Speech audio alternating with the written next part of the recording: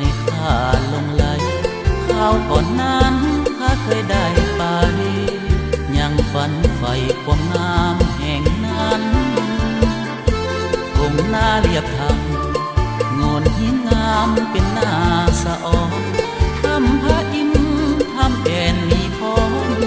ผู้พาหอมกลางทางนั้นนา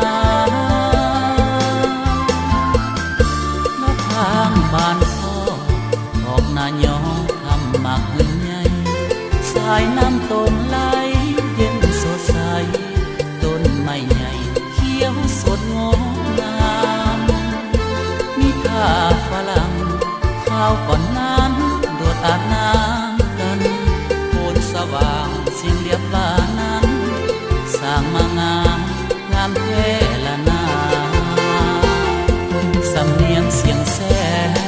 ฟังแล้วแปลกบ่เคยได้ยินเป็นภาษาสำเนียงท้องถิ่นใครได้ยินแล้วอยากรู้ความหมายข้าเคยล้อเล่นจากผู้ป่ามาแก้มเหล่าให้สาวนั้นงามลีซ่อนอยู่ในเป็นดอกไม้ประดับภูผายามเมื่อต้องจากบ่อยากพากแต่ว่าจำเป็นยังติดตามที่ข้าได้เห็นครั้งไปเที่ยวเล่นเมื่อปี2000จะเก็บความงามทั้งน้ำใจสาวบ้านแห่งนั้นห้องเป็นเพลงฝากหักฝากฝันคงอีกบ่นานจะหวนกลับมา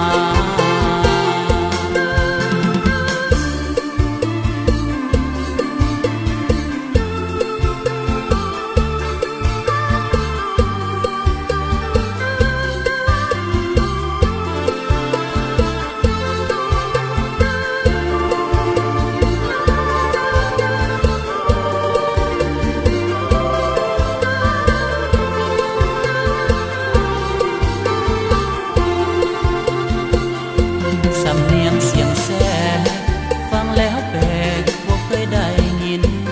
เป็นภาษาสำเนียงท้องถิ่นใครได้ยินแล้วอยากรู้ความหมายข้าเคยล้อเล่นจากผู้ป่ามาแก้มเหล่าให้สาวนั้นงามลีซ่อนอยู่ในเป็นดอกไม้ประดับภูผายามเมื่อต้องจากบ่อยากพากแต่ว่าจำเป็นยังติดตามที่ข้าได้เห็นครั้งไปเที่ยวเล่นเมื่อปี2000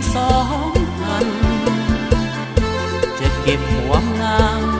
ทั้งน้ำใจสาวบ้านแห่งนั้นห้องเป็นเพลงฝากหักฝากฝันคงอีกบ่